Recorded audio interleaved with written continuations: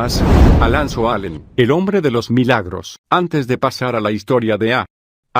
Allen, quisiera hacer unos pocos comentarios que, según creo, nos ayudarán a ver este relato desde la perspectiva correcta. Todos tenemos una cierta preferencia en lo relativo a los dones del ministerio. Hay ciertos ministerios que disfrutamos más que otros, pero no todo don ministerial se rige por nuestras preferencias personales. Algunos nos sorprenderíamos si descubriéramos que nuestra idea del ministerio, o de cómo debería operar un ministerio, no es la idea que Jesús tenía de ese ministerio, en absoluto. Me gusta referirme a las preferencias como ideas que tenemos en nuestra mente, más que revelaciones que recibimos en el Espíritu. Nuestras preferencias personales son solo eso, preferencias, no son reglas. Por lo tanto, debemos tener mucho cuidado de no juzgar al llamado o al don ministerial de otra persona según nuestras preferencias personales. Rodearnos solamente de ministerios que satisfagan nuestras preferencias podría hacer que nos perdiéramos algo realmente importante. Siento una gran compasión por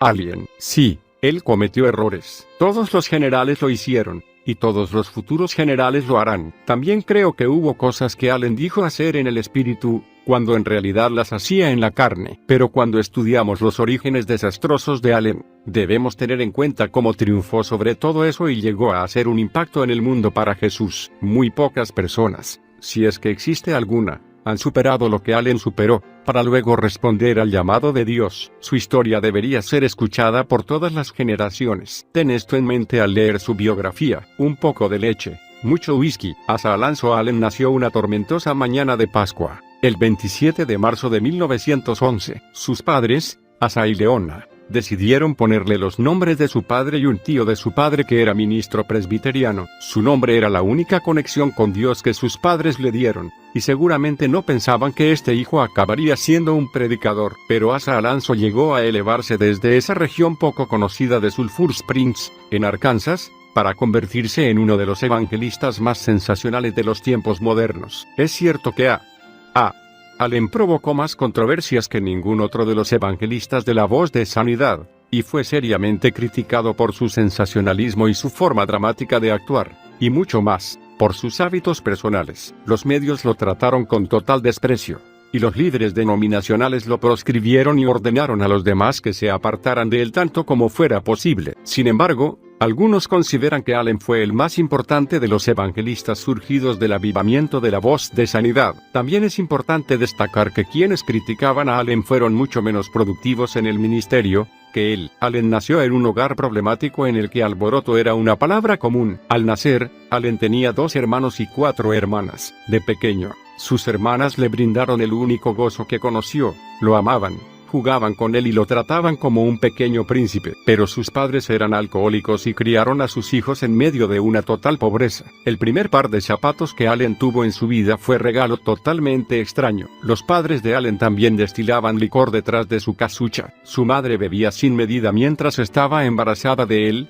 y siendo pobres como ellos eran, un nuevo bebé no era algo que les produjera demasiado gozo. El pasatiempo favorito de sus padres era darles a Allen y sus hermanas del licor que destilaban ellos mismos, hasta que los niños se emborrachaban. Entonces se sentaban y se reían del comportamiento errático de sus hijos hasta que caían al suelo o quedaban inconscientes. Se dice que la madre de Allen muchas veces llenaba su biberón de licor, para evitar que el niño llorara, y Allen se iba todas las noches a dormir con un biberón lleno de licor hecho en casa. El tabaco también abundaba en el hogar de los Allen, y dado que era cosechado en su propio jardín, era muy fuerte. Allen aprendió a fumar antes de tener edad de ir a la escuela. Cuando encendía los cigarrillos para su madre, siempre daba unas pitadas antes de entregárselos. Su padre era un músico talentoso, y aunque no era cristiano, la iglesia local le pedía que dirigiera el coro y tocara con ellos, cosa que él solía hacer estando ebrio. El joven Allen heredó ese talento y algunas veces se ubicaba en alguna esquina para cantar delante de la gente. Debe de haber sido todo un espectáculo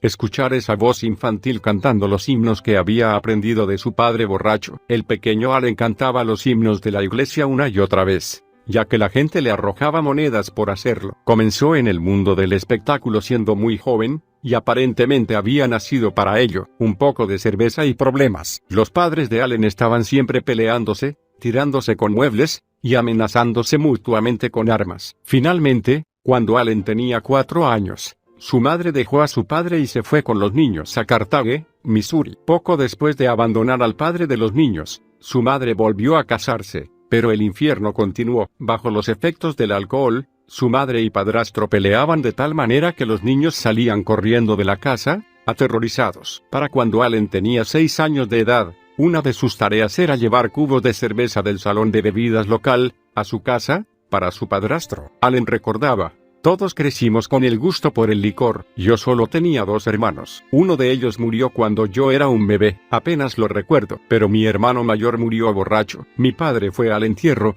Estaba borracho. Mi madre dejó de beber antes que yo creciera. Pero mis 4 hermanas y yo ya estábamos bien avanzados en el camino al infierno de los borrachos. Además del problema de la bebida, su madre tenía ataques de celos. Se había casado con un hombre menor que ella, y cuando el padrastro de Allen iba a trabajar, ella lo observaba con binoculares para ver si se detenía a hablar con alguna mujer. Vivían muy cerca de su trabajo, así que ella observaba todo lo que él hacía y lo hacía rendir cuentas el día en que cobraba su sueldo. Si le parecía que traía menos dinero que lo usual, lo acusaba de gastar el dinero faltante en alguna mujer. El hombre finalmente se cansó y la abandonó, así como el joven Allen. A los 11 años de edad, Allen huyó de su casa, decidido a volver a Arkansas y buscar a su padre, pero no estaba seguro de qué camino tomar, y poco después de salir, el tiempo se descompuso, así que regresó a casa con su madre. Mientras comenzó a planear cuidadosamente el próximo intento, decidido a no fallar esta vez. Cuando tenía 14 años, Allen era maduro como un hombre adulto,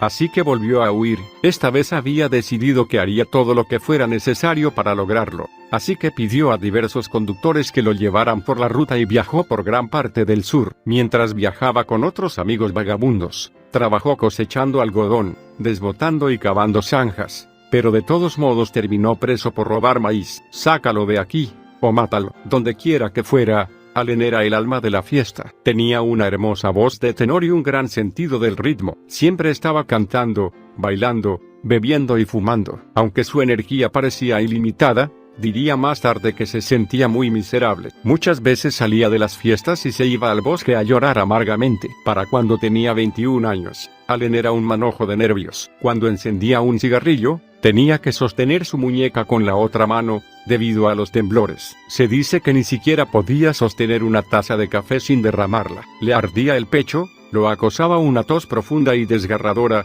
y su memoria era muy frágil. En pocas palabras, cuando debería haber estado en la flor de la vida, Asa Alonso Allen estaba muriendo, sin tener otro lugar donde ir.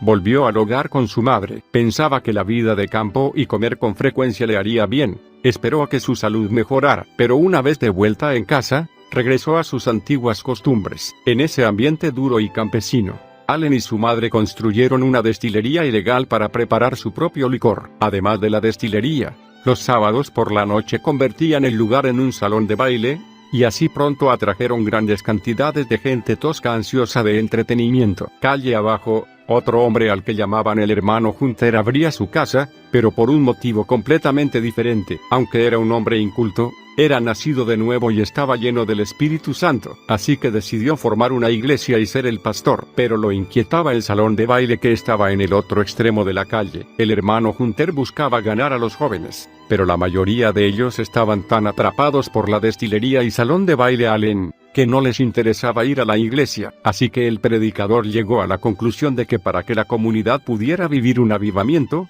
ese salón de baile tendría que cerrar. Un grupo de hermanos se reunió y comenzó a orar, clamando: Dios, cierra ese salón de baile de Allen, sálvalo si puedes. Pero si no se rinde a Dios, sácalo del vecindario o mátalo. Pero cierra este salón de baile, de una u otra manera. Bueno, gracias a Dios que solo una parte de su oración fue cumplida. La dama del vestido blanco. En junio de 1934, las cosas comenzaron a cambiar cuando uno de los amigos de Allen le pidió que lo acompañara a hacer unas compras. Mientras estaban en camino, pasaron por una iglesia metodista rural. Las luces estaban prendidas, y adentro había una celebración con música fuerte, aplausos y danzas. Allen estaba sorprendido. Esa gente se estaba divirtiendo. Él siempre había pensado que la iglesia debía ser solemne y con una nota de tristeza. Así que le pidió a su amigo que entraran para ver. Cuando entró, recibió una sorpresa aún mayor. La predicadora era una mujer, y estaba vestida de blanco. Escuchándola hablar,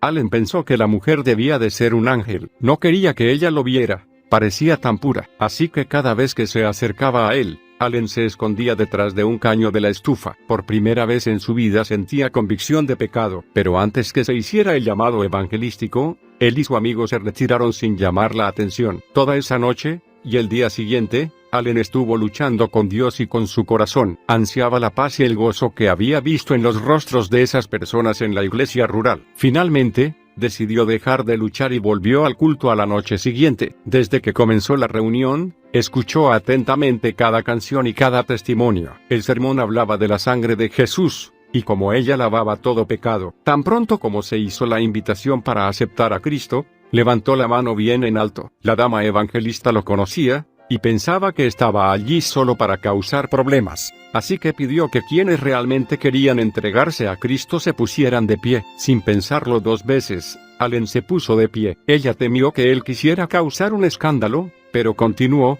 y pidió a quienes se habían puesto de pie que pasaran al frente si de veras habían tomado una decisión. Allen fue el primero en adelantarse por el pasillo. En realidad, fue el único que se había puesto en pie que se animó a pasar al frente, pensando que aún quería causar problemas. La dama le preguntó, ¿realmente quieres ser salvo? Claro, para eso he venido aquí, respondió Allen. Para gran sorpresa de la mujer, Allen cayó de rodillas y pidió a Jesús que fuera el Señor de su vida. A partir de ese momento hubo un nuevo Allen. No más bailes, no más destilería. Sus viejos amigos se reían de él, pero eso no lo hizo caer en su viejo comportamiento. Allen era una nueva creación, son del diablo. En un viejo cofre guardado en el ático, Allen encontró una Biblia que una de sus hermanas había ganado en un concurso y nunca nadie había leído. La tomó y la leyó de tapa a tapa. Se la llevaba al campo y la leía. También la leía antes de cada comida. Según Allen, realmente no podía leer lo suficiente de la Biblia. Mientras tanto,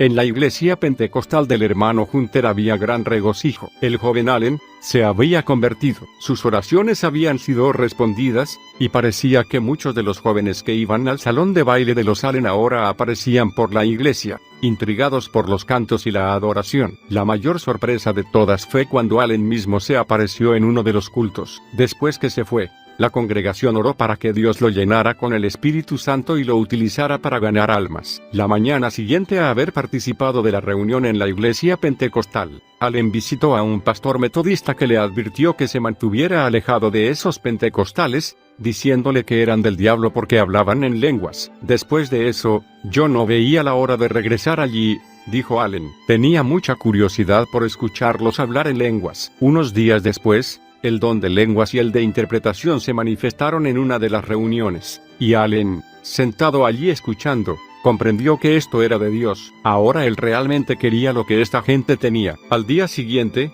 se reunió nuevamente con el pastor metodista y compartió la experiencia que había vivido, mostrándole textos bíblicos que probaban que hablar en lenguas era también para la época actual. El pastor declaró, «No puedes tener ese don, nadie recibe ese tipo de experiencia ahora». «Pues bien, yo lo voy a tener», dijo Allen. «Y, pastor, es exactamente lo que usted necesita». El pastor se fue, enfurecido, y Allen cortó toda conexión con la iglesia metodista. Poco después de esto, una de las hermanas de Allen nació de nuevo, y no mucho más tarde, Allen fue finalmente bautizado en el Espíritu Santo, hablando en lenguas en un campamento pentecostal en Oklahoma al que su hermana y él habían asistido juntos. Esos días fueron como el cielo en la tierra para él. La noche que fue lleno del Espíritu, tenía puesto el único juego de ropa con que contaba, una camisa blanca lisa y pantalones blancos. Allen cayó al suelo que estaba cubierto de aserrín, pero no le importó. Lo único que deseaba era a Dios. Pronto sintió como si una corriente eléctrica se abriera paso en él lentamente, comenzando por las puntas de los dedos,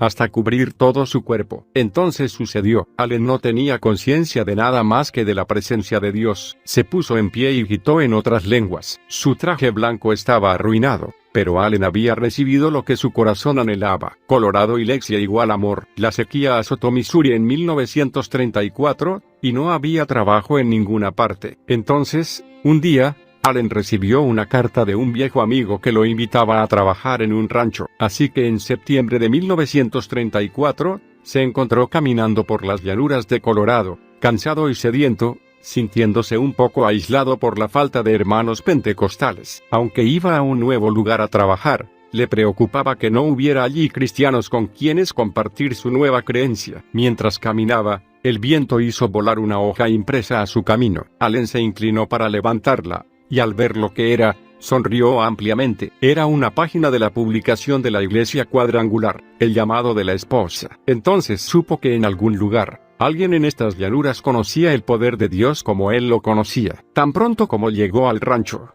preguntó si alguien asistía a la Iglesia Cuadrangular. Sus amigos le dijeron que una jovencita que vivía calle arriba probablemente asistiera allí, y llegaron a decirle, ella hasta cree que ha sido llamada a predicar. Poco después, Allen se presentaba ante Lexia Scriven, quien había sido llamada a predicar y acababa de llegar a su hogar después de viajar con algunos amigos evangelistas. Ambos se hicieron amigos muy pronto, y comenzaron a estudiar juntos la Biblia diariamente, buscando en las Escrituras las respuestas a muchas preguntas. Lexia sentía una nueva frescura al escuchar a Allen, que con frecuencia desafiaba las tradiciones religiosas a las que ella se aferraba. Él no habría sido criado dentro de ninguna tradición, por lo que creía ver las cosas más claramente que ella. Pronto ella se convenció de que era verdadera la manera en que él entendía las Escrituras, y comenzaron a asistir juntos a la iglesia. Aunque parecían inseparables, no eran nada más que íntimos amigos. Pronto, Allen regresó a Missouri a ayudar a su madre a mudar sus pertenencias a su nuevo hogar en Idaho. Lexia partió para asistir al Instituto Bíblico Central en Springfield, Missouri. Todos los días recibía una carta de Allen. Ambos comenzaron a darse cuenta de que se amaban, así que él le escribió para pedirle matrimonio. Ella aceptó, y se casaron el 19 de septiembre de 1936. En Colorado, su matrimonio fue bendecido con 3 hijos y una hija, una zarigüeya para el Día de Acción de Gracias. Los Allen comenzaron su nueva vida juntos con $100, unos pocos regalos y un viejo Ford. No tenían trabajo ni promesa de empleo, pero sabían que habían sido llamados por Dios para predicar. Ahorraron el dinero que pudieron para inscribirse en el Instituto Bíblico Central ese septiembre, y dejaron Colorado, camino a Missouri, planeando detenerse para visitar a la madre de Allen, pero la encontraron muy enferma, sin ingreso alguno y sin nadie que la cuidara, así que inmediatamente le compraron alimentos y las cosas más necesarias, se ocuparon del hogar, y pagaron las cuentas pendientes. Pronto descubrieron que su dinero se había acabado y con él, sus esperanzas de asistir al instituto bíblico. Cuando la salud de la madre de Allen mejoró, la pareja continuó su camino, buscando trabajo y un lugar para vivir. Mientras buscaban, alguien les sugirió que tuvieran una reunión evangelística en un hogar. Así Dios dio a Allen su primera oportunidad de predicar, y antes que la reunión terminara, salieron de ese hogar con planes para realizar la primera campaña evangelística en que Allen predicaría. Pero había un problema: no tenían dinero, ni esperanzas de recibir ninguno, así que comenzaron a cortar madera y venderla durante el día. El dinero que ganaban les permitía comprar gasolina para sus viajes para predicar. Durante 2 semanas estuvieron cortando y cargando madera, deteniéndose solamente para escribir los pensamientos que Dios les daba para la predicación de esa noche. Los héroes de Allen eran Dwight L. Moody y Charles Finney. El primer sermón que predicó estaba basado en los sermones de estos hombres. En su primera cena del Día de Acción de Gracias, en lugar de comer pavo, comieron una zarigüeya, que alegremente recibieron de parte de la congregación. Lexia la rellenó y la preparó como si hubiera sido un pavo. Al final de las 2 semanas, la congregación levantó una ofrenda para sorprender al predicador, y reunieron 35 centavos, frijoles y maderas. Cuando terminó la última reunión, los Allen fueron invitados a realizar otra campaña. Pero había un problema: el lugar era demasiado lejos de su hogar para poder regresar en el día, así que tendrían que conseguir algún alojamiento más cerca del nuevo lugar de reuniones. El único lugar vacante era una cabaña de 2 cuartos que estaba siendo utilizada como granero, pero el amable anciano que era dueño de la misma accedió a quitar el grano y permitirles quedarse allí. Había enormes huecos en el suelo, las ventanas estaban rotas, y la puerta trasera había desaparecido. Pero los Allen la aprovecharon lo mejor posible, colgando una manta en lugar de la puerta, telas para cubrir las ventanas, y utilizando los asientos de su auto para armar una cama. Lexia utilizó viejos cajones de naranjas cubiertos con manteles para el té como mesa y sillas, y durante semanas, vivieron a frijoles y pan de maíz, confiando totalmente en el Señor para suplir sus necesidades. En su diario anotaban las ofrendas especiales, que generalmente llegaban a sumas tales como 5 centavos. Durante estas campañas, Los Allen aprendieron el poder de la oración. Después de una reunión de oración, todos los que asistieron a los siguientes cultos nacieron de nuevo, con un total de 30 personas salvadas en 2 semanas, muchas de las cuales habían caminado casi 10 kilómetros para asistir. Después de realizar un culto de bautismos, los Allen siguieron su camino. Si hubiera habido trabajo en ese momento, Allen habría conseguido un empleo secular, pero no había ninguno. Así que trabajó estudiando la Biblia y orando. El resto de su tiempo lo pasaba visitando gente y orando por sus necesidades. Como un remolino escuché su voz. A fines de la década del 30, pocas semanas después que naciera su hijo, Allen aceptó el pastorado de la Iglesia de las Asambleas de Dios Tower Memorial, en Raleigh, Colorado. Mientras estaba allí, Allen recibió el nombramiento de las Asambleas de Dios. Decidido a encontrar el secreto del poder de Dios, comenzó a ayunar y orar buscando al Señor. El ayuno era algo nuevo para él, por lo que le resultó bastante problemático. Justo cuando comenzaba a orar, olía la comida que su esposa estaba cocinando para ella y su hijo, y por más que deseara concentrarse, el espíritu estaba dispuesto pero la carne era débil. Y finalmente Allen salía de su cuarto de oración y se sentaba a comer con su familia. Un día, después de tomar un bocado, sintió una repentina convicción. Dejando caer el tenedor, anunció a su esposa que no saldría de su cuarto de oración hasta haber oído algo de parte del Señor, y llegó a indicarle que lo encerrara con llave en el cuarto. Ella rió y predijo que después de 1 hora, él estaría golpeando desesperado a la puerta, tratando de salir. Pero pasaron las horas, y Allen no golpeó para que le abrieran la puerta. Luchando con su carne, encontró la victoria en su cuarto de oración, y en sus propias palabras, relató luego su experiencia con el Señor. Comencé a darme cuenta de que la luz que llenaba mi cuarto era la gloria de Dios. La presencia de Dios era tan real y poderosa que sentí que moriría allí mismo, de rodillas. Entonces, como un remolino, escuché su voz. Era Dios. Estaba hablándome a mí. Esta era la gloriosa respuesta que yo había estado buscando tan diligentemente y por la cual había esperado desde mi conversión, cuando tenía 23 años. Más rápido de lo que cualquier ser humano podría hablar. Más rápido de lo que yo podía seguir mentalmente. Dios me estaba hablando. Dios estaba dándome una lista de las cosas que se interponían entre mí y su poder. Después de agregar cada requisito a la lista que estaba formándose en mi mente, había una breve explicación, o breve sermón, explicando ese requisito y su importancia. Mientras Dios me hablaba, yo los anotaba. El precio de los milagros. Cuando hube escrito el último requisito de la lista, Dios habló una vez más, y me dijo: esta es la respuesta. Cuando hayas puesto en el altar de la consagración y la obediencia hasta el último punto de esta lista, no solo sanarás a los enfermos, sino que en mi nombre echarás fuera demonios, y verás portentosos milagros en mi nombre al predicar la palabra, porque, he aquí, yo te doy poder sobre todo poder del enemigo. Dios me reveló al mismo tiempo que las cosas que eran obstáculos para mi ministerio, eran las mismas que eran obstáculo para tantos miles de otros. Finalmente, aquí estaba detallado el precio que debía pagar por el poder de Dios en mi vida y en mi ministerio. El precio del poder de Dios que obra milagros. Estas son las 13 cosas que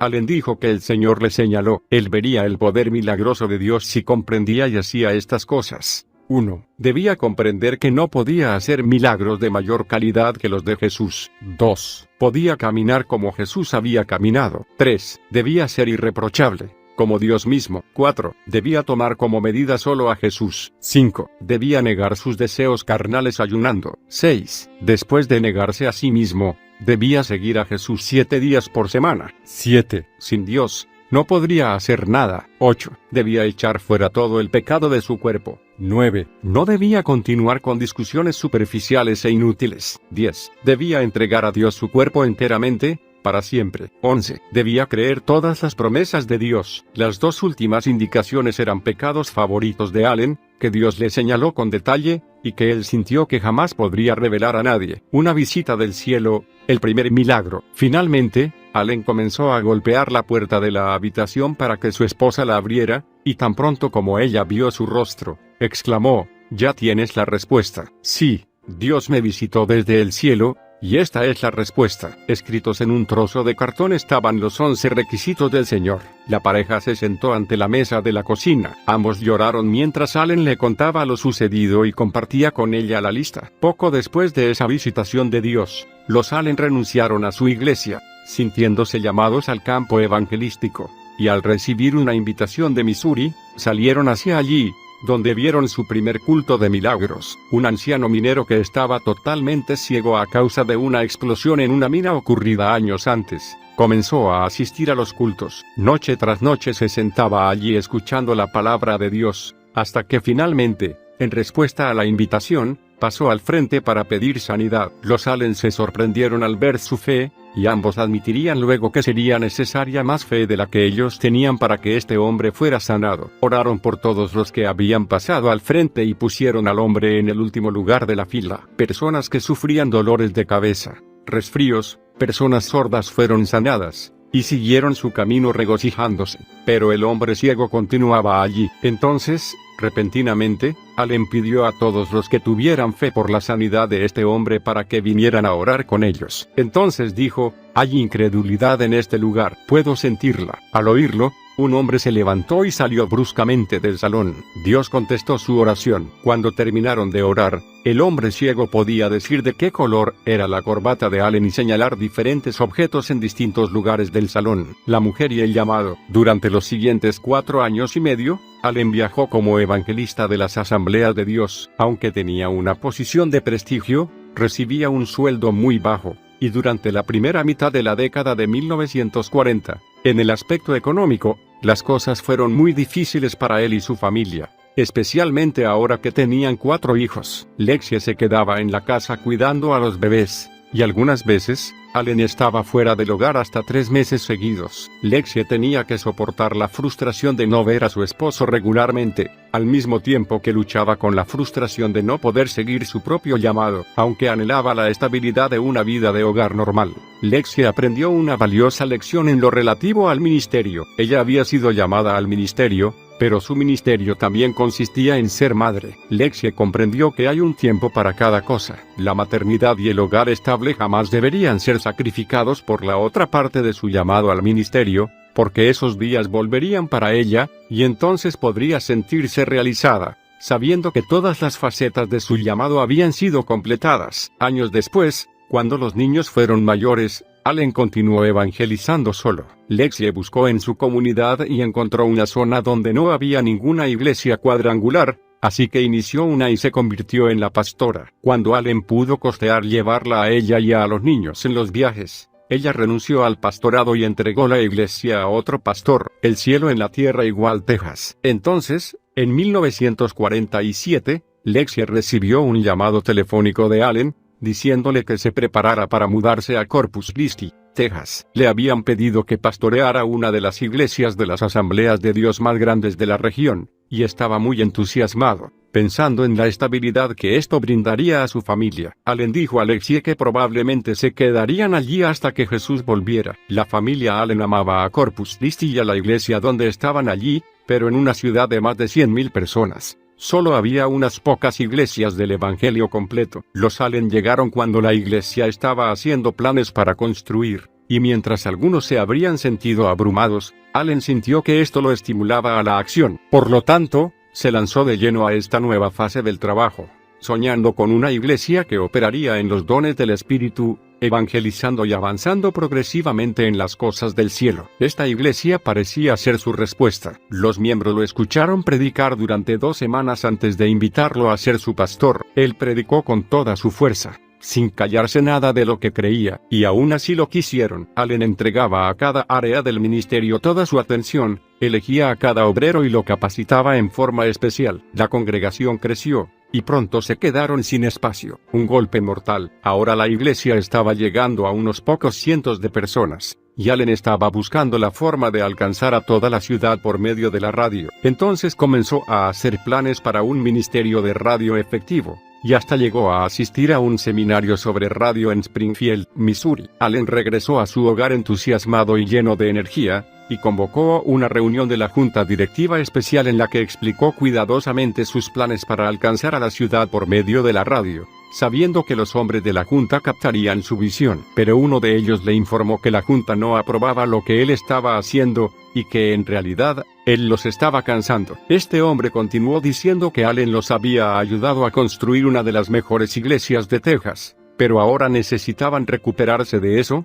y no podían seguirle el paso. Entonces, otro se puso de pie y llamó la atención al tema del enorme costo y la carga que ese plan sería para la iglesia. La opinión generalizada era que se había logrado bastante por el momento, y que no deberían avanzar más por un tiempo. Allen se sintió totalmente destrozado, y rápidamente dio por terminada la reunión. Quisiera destacar algo aquí, era el llamado de Allen el que le daba energía para seguir adelante. Él no habría sido llamado al pastorado, sino a evangelizar las naciones. Allen estaba espiritualmente hecho para esta clase de empuje, era parte de su llamado. Los laicos no son hechos así automáticamente, y no hay nada de malo en ello, es simplemente un hecho. Dios nos dio 5 ministerios con sus dones para que podamos crecer en el proceso espiritual, de manera de seguir los tiempos del cielo. Necesitamos laicos, y necesitamos, definitivamente, pastores, pero igualmente necesitamos que todos cumplan con su oficio y operen dentro de la unción divina. Lamentablemente, sin embargo, Allen, inocentemente, trató de esconder y confinar su llamado al pastorado. ¿Te imaginas cómo se habrá sentido al tratar de restringir el llamado de un evangelista y conductor de campañas? Cuando la Junta vetó la iniciativa de Allen, sin saberlo, mataron una gran parte de su ser. Al limitarlo y cortar una parte de su destino, Allen había tratado de ceder parte de su llamado celestial a cambio de cierta seguridad terrenal, lo cual es comprensible, ya que quería ser un buen padre para sus hijos. Pero pronto vería que el precio era demasiado alto. Hubiera sido mejor, aunque posiblemente más difícil, buscar la voluntad de Dios y encontrar otra manera de continuar. Negrura, tormento, infierno. El colapso. Allen no dijo nada a su esposa al regresar a su casa, y trató de actuar como si nada hubiera sucedido. Hasta comentó algunos planes para irse de vacaciones con ella. Pero durante la noche, Lexie despertó y escuchó a Allen sollozando en el cuarto contiguo. Pensó que estaba intercediendo por alguien, hasta que lo vio entrar al cuarto, aún llorando desconsoladamente. Sorprendida, le preguntó por qué lloraba. Entonces él le dijo lo que había sucedido en la reunión de la junta, y ella vio que, más que decepcionado, su esposo se sentía devastado. No había amargura,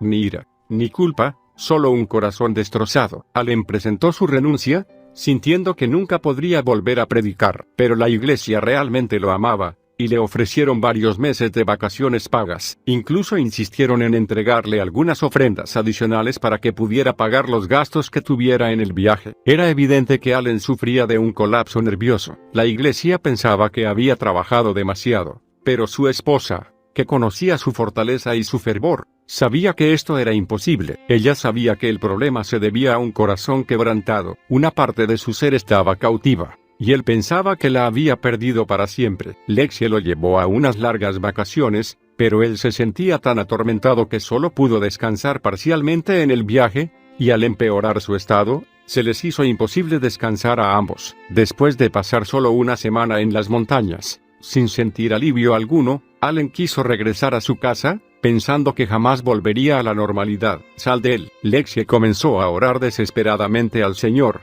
hasta que, en un instante, se le ocurrió algo. Ellos no habían fallado. Dios no había terminado con ellos. El llamado y el propósito de Dios para Allen era el mismo de siempre. Cuando finalmente Lexie comprendió que Satanás se había aprovechado de la profunda herida que había recibido su esposo, comenzó a orar en contra del ataque. Pronto Allen también pudo ver que estaba siendo atormentado por un demonio que se estaba aprovechando de su herida emocional. Comprendió que estaba siendo atacado por un espíritu que lo atormentaba. Mientras regresaban a Texas en el auto, Allen se desvió a un costado del camino y pidió a su esposa que le impusiera las manos. Según Allen, en el preciso instante en que Lexie dijo, «Sal de él, te ordeno que te vayas», el espíritu maligno lo dejó, y pudo regocijarse con su esposa, sentir una liberación física, como un peso que le era quitado de encima, en lugar de la pesada carga que había sentido. Entonces comenzó a sentir sueño, y antes que Lexie regresara el auto al camino,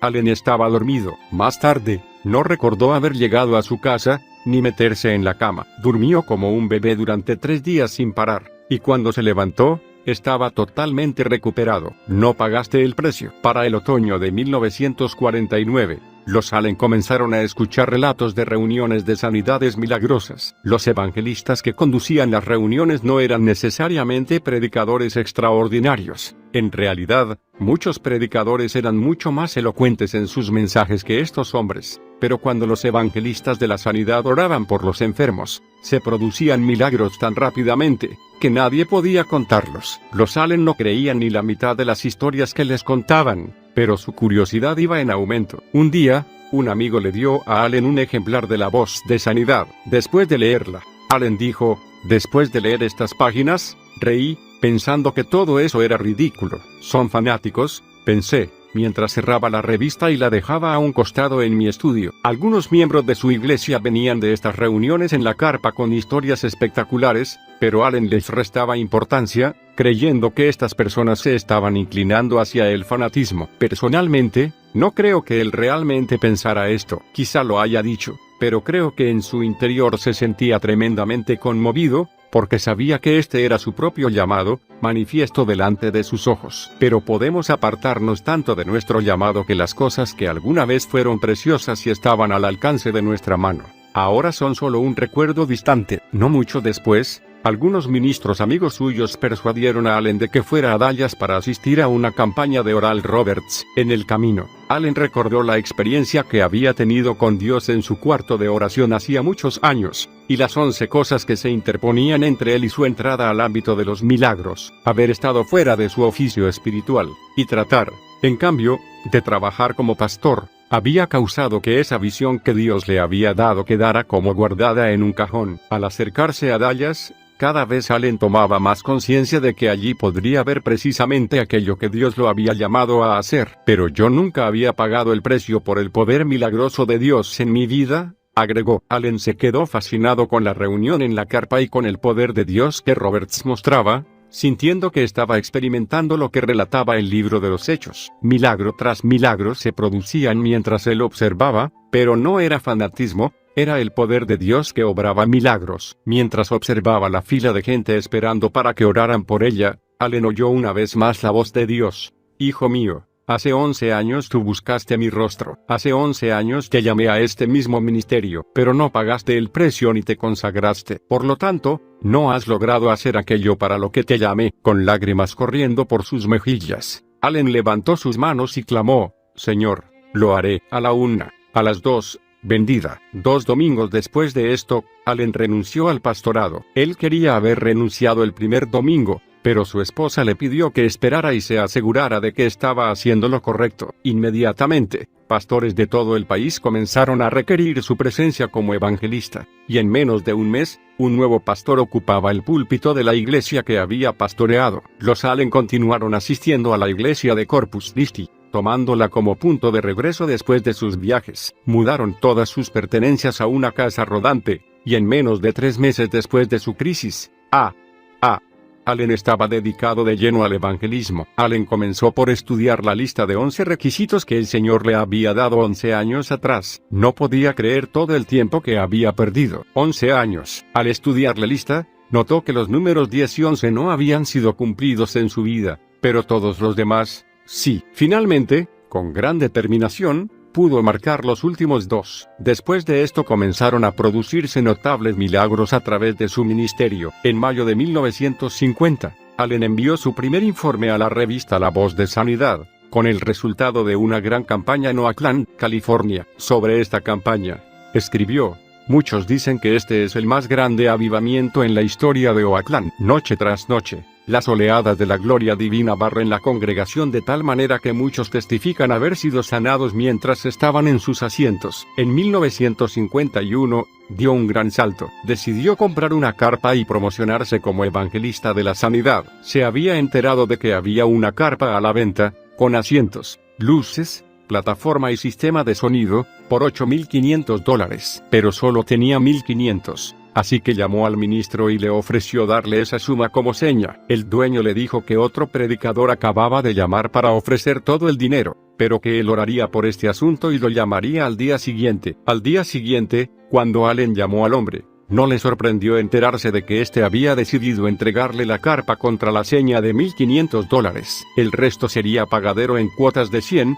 a medida que Allen pudiera costearlas. Así que la carpa ya era suya. El 4 de julio de 1951, la carpa evangelística de Allen estaba lista para realizar la primera campaña en Yakima, Washington. Finalmente la radio. En noviembre de 1953, Allen finalmente vio su sueño hacerse realidad, cuando comenzó el programa que sería conocido en todo el país, La Hora del Avivamiento con Allen, en 9 estaciones y 2 estaciones extraordinarias. Para 1955, el programa de Allen se emitía en 18 estaciones en Estados Unidos y 17 en América Latina. Pronto tuvo que organizar una oficina permanente para que contestara toda la correspondencia que llegaba como una inundación. Comenzó a realizar campañas anuales en Cuba y México. Muchos respondían a su invitación a aceptar a Cristo renunciando a la hechicería y destruyendo sus ídolos en la plataforma. Estas campañas se realizaron desde 1955 hasta 1959.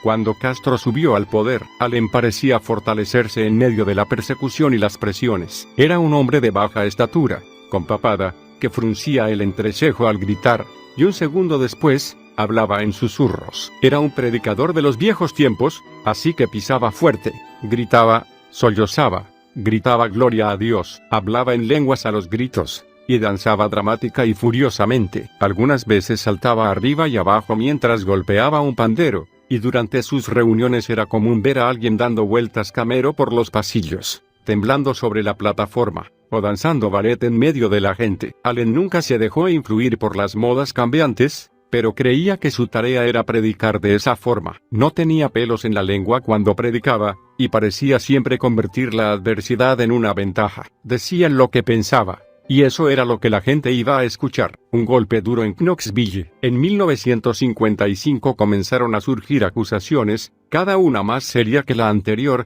y cada una de ellas afectó seriamente a Allen. La acusación de que Allen bebía demasiado siempre lo siguió a lo largo de todo su ministerio. Si la gente creía o no la acusación, dependía de si escuchaban a sus amigos o a sus enemigos. Algunos nunca creyeron que hubiera podido superar el abuso de alcohol que caracterizara en forma tan marcada su juventud, pero su mayor crisis se produjo en el otoño de 1955, mientras llevaba a cabo una campaña en Knoxville, Tennessee. Allen fue arrestado por conducir en estado de ebriedad, pero el caso nunca llegó al tribunal porque nunca se presentó ante el juez. Así que perdió el derecho a la fianza de $1,000 y abandonó el estado. Todo el incidente es poco claro, pero Allen sostuvo que los medios de Knoxville eran notorios por sus ataques a los evangelistas, y dijo que habían llegado a mostrarle una lista de predicadores que pagaban a ciertos periódicos para calumniarlo. Según un colaborador cercano, Allen dijo a sus amigos que había sido secuestrado y golpeado hasta quedar inconsciente. Cuando despertó,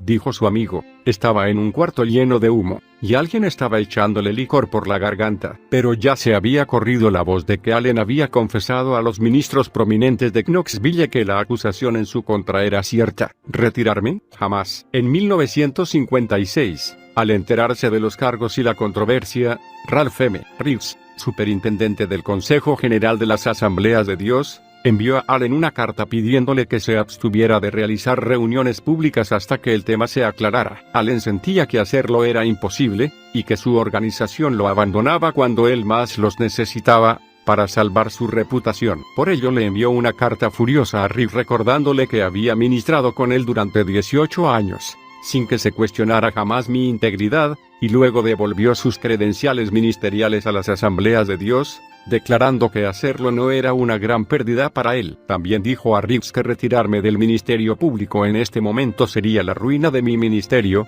ya que aparecería como una admisión de culpa. La acusación también le causó grandes problemas en la Asociación de la Voz de Sanidad. Aunque Lexie aseguró a los líderes de la misma que los cargos no eran ciertos, Gordon Lindsay sostenía que quienes pertenecían a este grupo debían tener una posición ética muy firme, así que Allen renunció también a ese grupo. La hija de Allen dijo que la Voz de Sanidad era, en realidad, una organización de evangelistas de las Asambleas de Dios, y que se esforzaban mucho por trabajar dentro del marco de las asambleas. Si un ministro no obedecía las reglas de la denominación general, posiblemente también tendría problemas con la red de la Voz de Sanidad. Habla R. W. Schambach. Uno de los más grandes ministerios evangelísticos de nuestras generaciones, el Dr. W. Schambach, de Tyler, Texas. Cuando estaba aún comenzando su ministerio, Schambach se unió al equipo de Allen y pronto se convirtió en su mano derecha. Siendo un hombre de carácter e integridad, sabía lo que era pagar el precio del avivamiento. Recientemente, Chambach y yo estuvimos en la misma ciudad y asistimos al mismo evento. Entonces compartí con él mi punto de vista sobre la importancia de preservar la historia para las generaciones venideras. Él accedió entonces a contarme su punto de vista sobre la historia de Allen, y mientras conversábamos, me compartió algunas cosas muy interesantes. Chambach me dijo que él se había unido al equipo de Allen la noche anterior al incidente de Knoxville y luego hizo una afirmación sorprendente, opuesta a todo otro relato escrito de Allen. Chambach dijo que Allen no estaba ebrio. Lo sé, me dijo, porque yo estaba con él en el auto. Dijo que todo el incidente había sido una conspiración para arruinar el ministerio de Allen, y que después de este problema, él fue testigo de la terrible persecución que el evangelista sufrió. Fue allí que Chambach comenzó a aprender a pagar el precio del avivamiento. No importa qué clase de acusación se hiciera en contra de Allen, Chambach sabía que el hombre era inocente, porque estuvo con él todo el tiempo. Chambach continuó sirviendo fielmente a Allen en el ministerio. Durante los 6 años que estuvo con él, fue a todas las cruzadas con el evangelista. Era un hombre de Dios, recordó Chambach. Yo estaba todo el tiempo con él, éramos como carne y uña. Cuando teníamos que viajar juntos, yo dormía en el mismo cuarto que él. Nunca hizo nada contrario a la palabra de Dios. Era un hombre de oración y un hombre de milagros. Así lo conocí yo. Chambach también describió a Allen como alguien muy tocable, muy accesible a toda persona en todo momento. No había ni una pizca de celos en su ser. Sonrió. Si yo comenzaba a hablar sobre algo, él gritaba, «Vamos, Chambach, ahí lo tienes», y se sentaba y me dejaba predicar, sin importar dónde estuviéramos. Chambach comparó graciosamente la personalidad y la forma de vestir de Allen como una cruza entre James Cagney y Spike Jones. Mientras Chambach y yo salíamos del hotel para continuar nuestra charla, vimos un camión de bomberos en el estacionamiento. Esto me recuerda a otra historia, Roberts. Chambach dijo que la historia sobre el fuego sobre el techo de la carpa durante la reunión de Los Ángeles era cierta. Parece que los camiones de bomberos andaban corriendo por todas partes buscando el fuego, pero no lo encontraron. ¿Sabían que había un incendio en alguna parte? Porque veían el humo. Finalmente, fueron en dirección a la carpa, pero cuando llegaron no había ningún incendio. Dios quería que todos supiéramos que estábamos en la ciudad, sonrió Chambach, así que puso su fuego santo en el techo de esa carpa solo para que la gente supiera dónde estábamos. Y el aceite milagroso, que aparecía en las palmas de las manos de las personas, eso también era real. Yo mismo tuve un poco de eso en mis propias manos, respondió Chambach. En Los Ángeles, en una de las reuniones de Allen, todos recibieron ese aceite en las manos, excepto Allen, sonrió Chambach. Creo que Dios permitió que sucediera eso para probar que era de verdad, no un engaño. Chambach dejó a Allen para comenzar su propio ministerio en 1961, pero siempre lo apoyó durante el resto de su vida. Si hay alguien que opere en forma similar al ministerio de Allen, es el gran evangelista R.W. Chambach, avanzando por un tiempo, así que Allen había devuelto su licencia a las Asambleas de Dios y cortado sus conexiones con la Asociación de la Voz de Sanidad, y se convirtió en un evangelista independiente. Muchos dijeron que esto lo favoreció, y los libros de historia están de acuerdo. La mayoría de los evangelistas trabajan bien en forma independiente, siempre que se mantengan conectados con aquellos que comprenden su llamado y pueden hablar bíblicamente a sus vidas. Puede ser que tengan una iglesia base, pero esa iglesia local debe darles la libertad de seguir su llamado individual. Algunas veces es difícil que sus métodos sean aprobados por el establecimiento organizado, porque difieren mucho de él. Los evangelistas son veloces, dramáticos, algo alocados y tienen fuerza de buey. Si un pastor comprende el llamado de un evangelista, ambos pueden trabajar juntos, pero si trata de controlarlo para que se ajuste a las necesidades de una iglesia local, habrá problemas. El año 1956 parecía ser un tiempo en que los ministerios estaban cambiando, pero Allen encontró la forma de avanzar cuando muchos retrocedían. Tenía una gran capacidad para reunir fondos, y en este momento, aún intentaba seguir su llamado. Así que Allen progresó lanzando su propia publicación, Revista de Milagros, que incluía sus mensajes de sanidad y liberación y varios testimonios de sanidad. Para fines de 1956, La revista tenía una lista de suscriptores pagos de 200.000 personas. Para el otoño, Allen había iniciado la Fraternidad Evangelística de Milagros, una organización independiente que daba licencias a ministros y sostenía obras misioneras. Allen negaba firmemente que tuviera una mentalidad denominacional, y según sus propios registros, en la primera ocasión, ordenó a 500 ministros. Sensacionalismo, controversia y milagros. Después del incidente de Knoxville, Allen se convirtió en una figura extremadamente controvertida, y los medios lo seguían a todas partes esperando captar alguna noticia interesante. Se decía que en sus campañas se producían hechos extraños y sensacionales, pero muchos de estos comentarios solamente tenían como fin desacreditar su ministerio. Lexie dijo que durante este tiempo, los enemigos de Allen hicieron todo lo posible por destruirlo. Parecía que cuando la persecución lo atacaba, Allen contraatacaba con algún suceso o milagro completamente inusual, yendo a los extremos con el fin de probar la legitimidad de su llamado. En Los Ángeles, se dijo que una cruz apareció en la frente de Allen, y llamas de fuego sobre su carpa, como mencionara R. W. Schambach en este capítulo. Según Allen, eso fue una señal, citando, como prueba, Ezequiel 9:4, que dice que un ángel fue enviado del cielo para colocar una marca en las frentes de todas las personas que claman al Señor por los males de la tierra. Estos sucesos fueron informados por los medios. El cameraman de Allen, R. E. Kemery, tomó una fotografía de un hombre que tenía cicatrices de clavos en las manos. En otra reunión, apareció un aceite milagroso que comenzó a fluir de las manos y las cabezas de quienes asistían a la reunión de Allen. Este respondía a quienes cuestionaban estos sucesos haciendo referencia a Hebreos 1:9, que dice que la recompensa por odiar el mal y amar el bien es ser ungido con óleo de alegría. Allen también fue criticado por vender una grabación de los sonidos emitidos por una mujer poseída por demonios, y también vendió un librito que contenía 18 dibujos de demonios realizados por una persona insana, poseída. Algunas sanidades eran sensacionales. En una reunión cerca de Los Ángeles, una mujer que pesaba 250 kilos bajó 100 instantáneamente cuando Allen le impuso las manos. Muchas personas testificaron haber visto cómo la mujer se encogía. Un pastor del evangelio completo que había tenido escamas como de lagarto en sus brazos durante casi 50 años, fue sanado estando sobre la plataforma detrás de Allen. Las escamas se secaron y cayeron. Una nueva piel apareció en su lugar,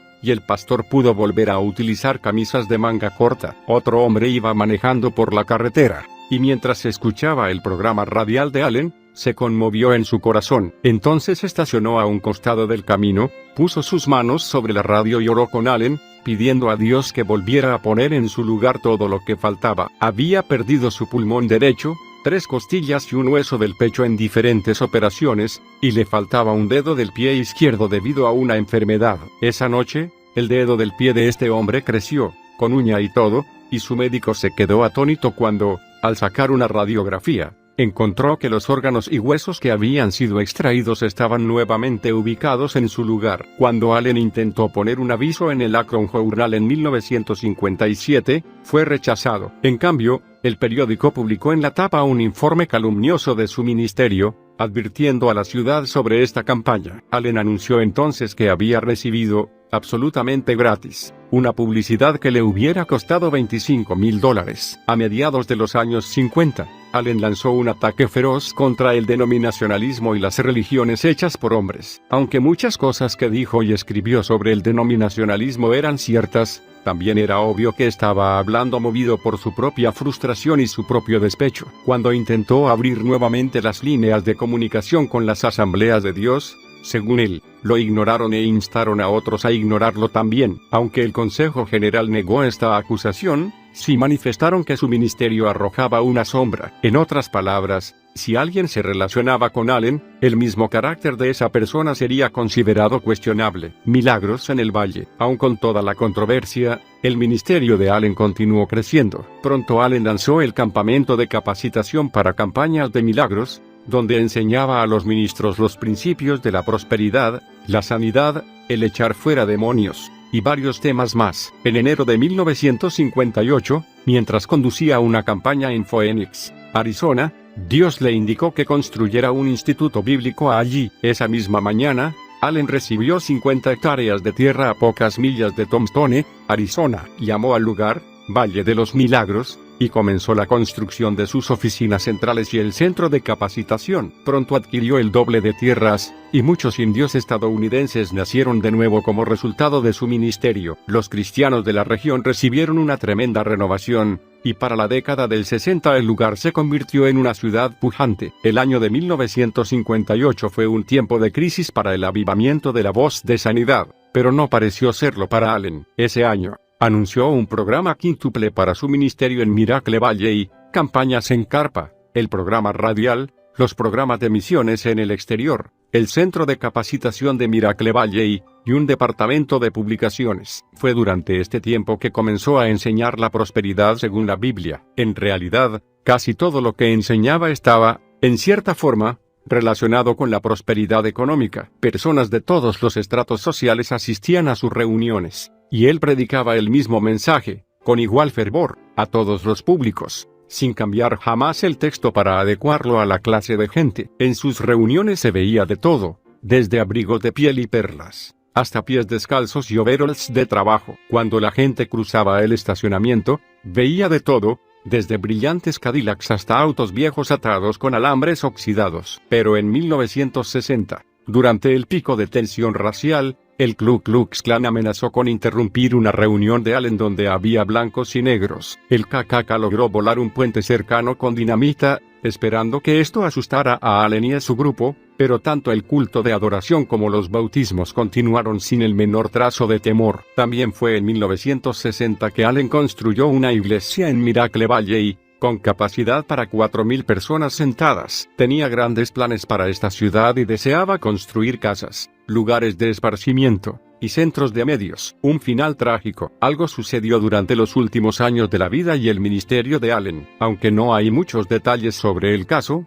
debió enfrentar un juicio por cobro de impuestos atrasados por $300,000 y en 1967, él y su esposa Alexia se separaron. Los detalles sobre este hecho no son demasiado claros, pero los amigos más cercanos a la familia sostienen que los Allen nunca se divorciaron. Los pocos detalles con que contamos señalan que antes de separarse, cada uno estuvo totalmente dedicado a servir al Señor hasta el momento de su muerte. Lexie, periodista, pasaba su tiempo en casa, mientras Allen viajaba mucho y rara vez regresaba a su casa. Algunos creen que si Allen no hubiera muerto poco tiempo después de la separación, él y Lexie habrían vuelto a estar juntos. Al morir, ambos fueron sepultados juntos, con una misma lápida, en Miracle Valley. En 1969, Allen estaba enfermo. Sufría de un caso severo de artritis en una de sus rodillas. Pasaba gran parte del tiempo recordando sus humildes orígenes. Según él, ese año su revista tuvo una circulación de 340,000 ejemplares,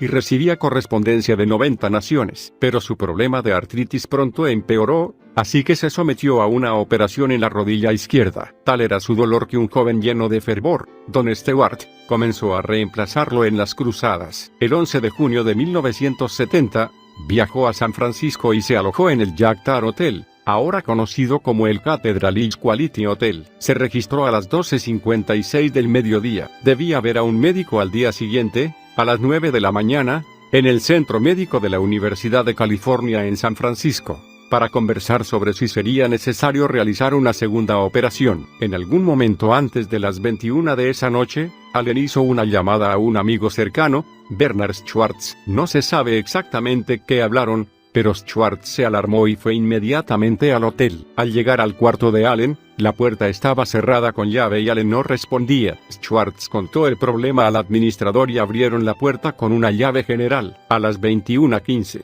Allen fue hallado muerto por Schwartz y el administrador. El informe forense señala que Allen estaba sentado en una silla, frente a la televisión. Fue declarado oficialmente muerto el 11 de junio de 1970 a las 23:23. Allen tenía 59 años de edad. ¿Qué sucedió? El informe del forense. Hay algunos detalles de la muerte de Allen que son sumamente importantes. Aunque no era sabido por muchos, sufría de un cuadro grave de artritis. En realidad, está documentado que su médico personal, el Dr. Seymour Farber, le había recetado Percodan, Seconal y Valium para aliviar los dolores y el insomnio que estos causaban. Estos son los hechos. El informe forense del caso número 1151 de Asa Alonso Allen registra una concentración de alcohol en sangre en su cuerpo de 0.36%. Una concentración muy alta en el sistema sanguíneo. La causa de la muerte en el informe fue establecida como alcoholismo agudo e infiltración de lípidos en el hígado. En principio, parecería que Allen murió siendo un alcohólico crónico, pero después de investigar más en profundidad, creo todo lo opuesto. Esta es mi opinión de lo que yo creo que sucedió. Espera, investiguemos. Primero, su médico personal conocía muy bien a Allen. Un alcohólico crónico puede engañar a un novato, pero no a su médico personal, especialmente si éste lo ve tantas veces como el Dr. Farber vio a Allen y le efectuó análisis. El Dr. Farber no habría prescrito drogas tan altamente adictivas a un alcohólico crónico. Habría sido una sentencia de muerte, dado que la mezcla de alcohol, barbitúricos y narcóticos prescriptos lo habrían matado. Cuando se realizó el análisis de la sangre de Allen y se lo envió a un laboratorio de toxicología, no había señales de drogas en su organismo, aunque en la escena del crimen había varias pastillas de las recetadas por el médico. Los amigos más cercanos de Allen decían que él detestaba, incluso odiaba las medicinas. Continuamente decía que no podía tomar medicinas y predicar, ya que los efectos de las drogas le impedían pensar con claridad. Recordando la niñez de Allen, creo que aquí estamos hablando de un caso de una actitud especial. Allen estaba sufriendo un terrible dolor por su artritis, tanto que apenas podía moverse. El personal médico que trabaja con pacientes de artritis dice que no es extraño que los mismos utilicen el alcohol como medicina. Muchos de ellos se vuelven al alcohol en lugar de hacerse adictos a las drogas recetadas. No estoy presentando una excusa. Simplemente presento una realidad. Deberíamos recordar que en el informe forense dice que Allen murió de alcoholismo agudo, no crónico. Hay una marcada diferencia entre ambos. Agudo significa de surgimiento rápido, súbito. Crónico sugiere algo continuado. En otras palabras, un alcohólico. El informe forense dice que Allen murió de una dosis súbita de alcohol, no de alcoholismo. Otro hecho, según el informe de la autopsia, el tejido adiposo encontrado en el hígado se corresponde con el que se forma en estado de ebriedad. Debemos comprender que hay una diferencia médica entre los bebedores crónicos y los habituales. Los bebedores crónicos han bebido durante un periodo de tiempo, y permanecido ebrios la mayor parte de ese periodo, se note o no. Un bebedor habitual ha estado bebiendo solo durante unas semanas. Son los que también se conocen como bebedores sociales. Al comentar los resultados de la autopsia con varios prominentes médicos y especialistas de todo el país, ellos me explicaron que este estado del hígado no es cirrosis. La cirrosis del hígado es producida por alcoholismo crónico y es una muerte del tejido del hígado que se extiende gradualmente durante un periodo de tiempo. El tejido adiposo en el hígado debido a la consumición habitual de alcohol, puede llegar a causar cirrosis. La ingestión habitual de alcohol produce tejido adiposo. Después de varios días, si no se ingiere más alcohol, el tejido se disuelve y todo regresa a la normalidad. Allen tenía el hígado de alguien que había estado bebiendo habitualmente por un periodo de semanas o meses, hasta el punto de ebriedad. En todo el informe forense, la mayor parte de la discusión se centra en la artritis de Allen, no en el contenido de alcohol hallado en su sangre. En realidad, no hay pruebas de que Allen fuera un alcohólico. Como prueba el estado de su hígado, hay muchas más evidencias de que el alcohol era ingerido con fines medicinales. Esto es lo que yo también creo. Allen no era alcohólico, pero creo que periódicamente bebía hasta embriagarse para dar alivio a su dolor. Y honestamente, no creo que Allen viera mucha diferencia entre el alcohol y las drogas recetadas. Él odiaba las drogas recetadas y sus efectos que tardaban en desaparecer. El alcohol puede disiparse rápidamente y los efectos probablemente fueran menos severos para él. Quizá no siempre elegía el alcohol en lugar de las drogas, pero médicamente sabemos que al menos por una semana sí lo hizo. Es fácil pensar claramente si el cuerpo está libre de dolor, pero las actitudes son algo diferentes cuando la persona está experimentando un dolor constante e insoportable. En mi opinión, la noche de su muerte, Allen sufría un dolor atroz. Esto parece obvio si recordamos que había volado a San Francisco para ver al médico al día siguiente. Por los hechos que he investigado, es mi opinión que, en esta noche en particular del 11 de junio de 1970, Allen, en un intento desesperado por detener el dolor, bebió hasta morir. El Valle de las Sombras. Aunque algunos de los detalles del ministerio al final de su vida son vagos, la exdirectora del departamento financiero de Allen, la señora Ellen Maines, tiene un gran amor y respeto por él, y dice que no podía haber otro igual. Según la señora Maines, Allen era honesto y directo con relación a todos los fondos que su ministerio recibía, y recuerda que él solía traerle las ofrendas y dejar las pesadas bolsas sobre su escritorio. Póngalo todo de vuelta en el ministerio,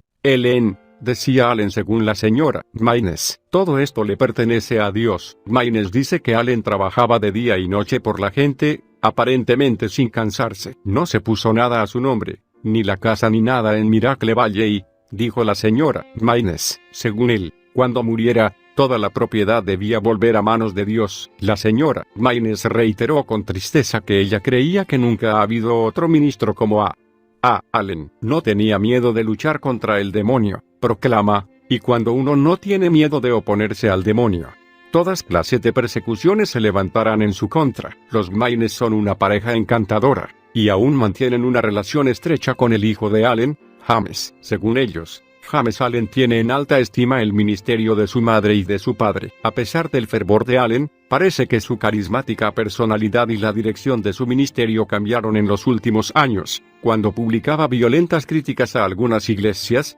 y se concentraba demasiado en las promesas económicas y la prosperidad monetaria. ¿Acaso las heridas profundas, las tradiciones y las conspiraciones denominacionales en su contra lo empujaron a este tipo de ministerio? ¿Quitó Dios el enfoque de Allen del ministerio de lo milagroso y la sanidad divina? Cualquiera sea la razón, creo que el ministerio de Allen terminó, tristemente, en forma muy similar al de John Alexander Dowie. Así como en el caso de la ciudad de Sion, de Dowie, el Valle de los Milagros de Allen ya no tiene ningún propósito espiritual. Hoy, Miracle Valley es simplemente 50 hectáreas de terreno. Hace poco me informaron que un granjero había comprado la tierra con intenciones de cultivarla. Los edificios fueron demolidos o alquilados. Organicé un grupo que fue a Miracle Valley a buscar recuerdos de Allen. Lo que ellos encontraron fue muy triste. En una pila enorme fuera de un edificio, el grupo encontró cientos de cartas con testimonios, libros de notas personales, registros financieros, fotografías del ministerio,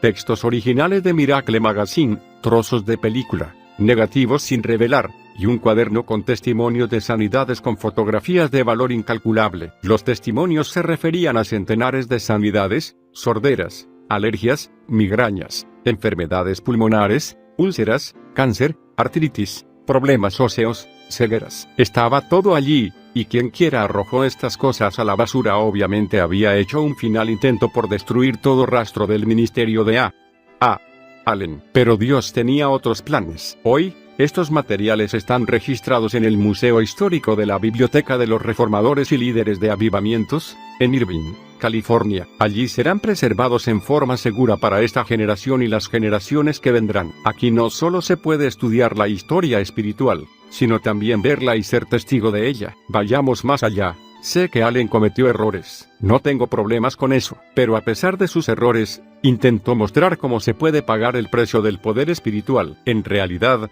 R.W.